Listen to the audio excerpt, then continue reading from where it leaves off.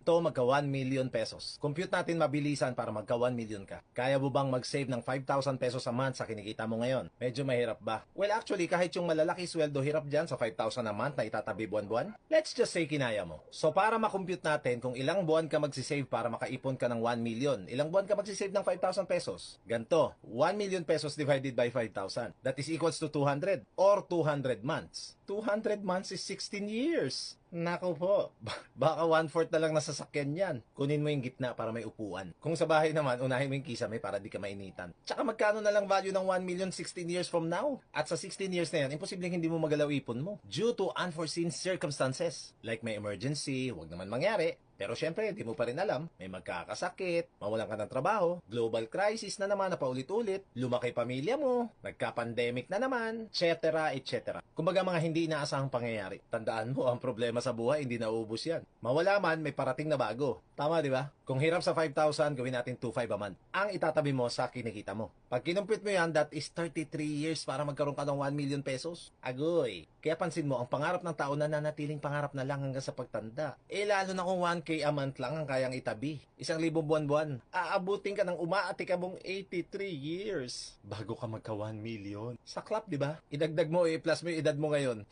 Hindi na aabot. Tsaka hindi na uso pera nun. Malamang spaceship na ang sasakyan nun. Tas ang lupa, 1 million per inch. Tas dun pa sa tabi ng bulkan. Aba, lalo na kung 500 a month lang ang kayang itabi. 166 years bago magka 1M. Grabe, di ba? May pambili ka na ng 1 kilong pako niyan panahon na yun. O isang bote ng brake fluid ng sasakyan. Kaya nga, kailangan mo to. Huwag mong tipirin ng financial knowledge. Huwag kang matulad sa iba na ang lakas gumasto sa lifestyle, pero tinitipid naman ang financial literacy. Ang kaalaman paano i-handle ang pera ay importante, lalo na sa panahon ngayon. Yung pagkita ng pera kasi alam mo na eh. Ang kailangan mo na lang matutunan ngayon ay money management. Huwag kang matulad sa iba, yung mga ayaw magpaturo. Ma-pride. Alam mo yun, yung kahit alam niya sa sarili niya na kailangan niyang matutunan, eh ayaw pa rin aminin. This is one of the best investments sa buhay mo. Actually, napakamura para sa kapalit na aral. Tas nakapromo pa, may 4 na librong kasama. Bali 5 lahat. Mga tips and strategies nandito. One of the best book bundle. Actually, dapat pati mga mahal mo sa buhay meron na neto eh. Para hindi ka mautangan pag ikaw lang ang mapira. Whoo, yes.